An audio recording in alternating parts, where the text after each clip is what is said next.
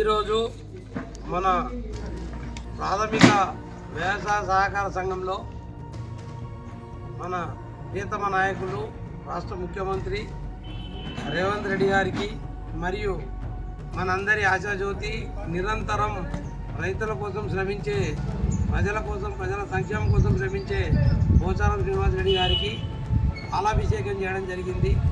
దాని ముఖ్య ఉద్దేశం ఏమిటంటే ఈరోజు రైతాంగానికి బోనస్ 500 రూపాయలు ఇవ్వడం జరిగింది.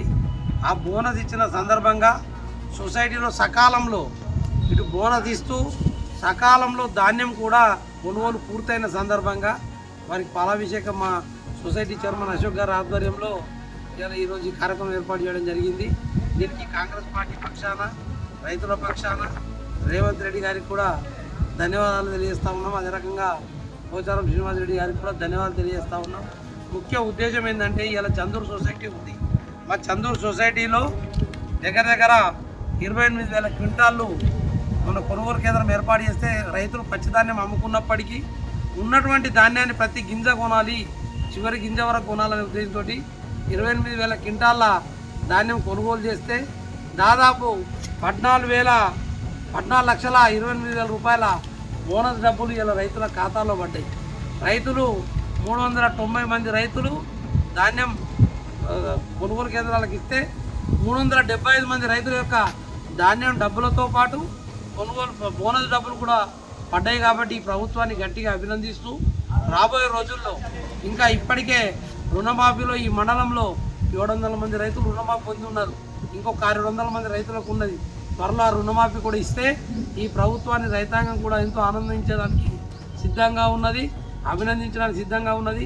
మళ్ళీ యాసంగి పంట కూడా సకాలంలో నీళ్లున్నాయి నిజాం సాగర్లో, కాబట్టి మళ్ళీ వరి పంట వేసుకున్న రైతులందరూ వ్యవసాయ పనుల్లో నిమగ్నమైన ఇప్పటికే మా ప్రాంతంలో అనేకమైన అభివృద్ధి కార్యక్రమాలతో పాటు సంక్షేమ కార్యక్రమాలతో పాటు ఈ నిజామాబాద్ జిల్లాలోనే రాష్ట్రంలోనే ఇవాళ నిన్న పేపర్లో మనం అందరం చూసాం, నిన్న ఈనాడు పేపర్లో కనబడ్డది. కామారెడ్డి నిజామాబాద్ 2 జిల్లాలు మొదటి ప్రాధాన్యత వచ్చినాయి ఏది కొనుగోలు కేంద్రాలు. దానికి మన ప్రభుత్వ సలహాదారు పోచారం శ్రీనివాస్ రెడ్డి గారి కారణం అనే మాటను ఈ సందర్భంగా గుర్తు చేస్తూ ఉన్నాం. ఎందుకంటే ఆయన ఎక్కడున్నా రైతు పక్షపాతి. ప్రభుత్వాన్ని ముఖ్యమంత్రిని రోజు ఎంబడబడి కన్సర్న్ మంత్రుల్ని ఒత్తిడి తెచ్చి ఎప్పటికప్పుడు సాధించుకున్నాం. కాబట్టి ఇలా నల్గొండ మిగతా జిల్లాల కంటే నిన్న ఈనాడు పేపర్లో అందరికీ స్పష్టంగా తెలుస్తూ ఉన్నది. ఈ జిల్లాలోనే కొనుగోలు ఎక్కువ జరిగినాయి, నిజామాబాద్ కానీ కామారెడ్డి జిల్లాల్లో కానీ. అందులో ముఖ్యంగా మా ప్రాంతంలో ఎక్కువ జరిగినాయి. కాబట్టి ఇది మనం రైతులు కొందరు స్వచ్ఛందంగా అమ్ముకున్నారు.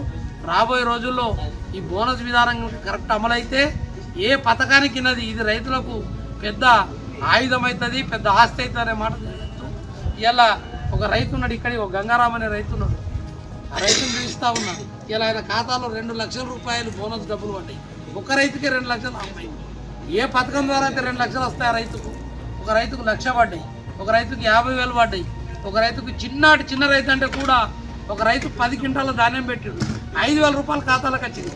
అతి చిన్న సామాన్య రైతు, 10 గుంటల పొలం ఉన్న రైతు, 10-12 గుంటల పొలం ఉన్న రైతు 10 సంచులు పెడితే ఆయనకు ఒక 5,000 రూపాయలు ఖాతాలో పడ్డ పరిస్థితి వచ్చింది. కాబట్టి ఈ పథకాన్ని ఇంకా మరింతగా ఉధృతం చేసి ప్రతి ఒడికి అందే విధంగా చూడాలని చెప్పి ఈ సందర్భంగా ప్రభుత్వాన్ని కోరుకుంటూ మేమంతా ఈ ప్రభుత్వాన్ని గట్టిగా రైతుల పక్షాన అభినందిస్తున్నామనే మాట తెలియజేస్తాం.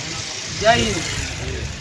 Subscribe us and press the bell icon for more interesting updates.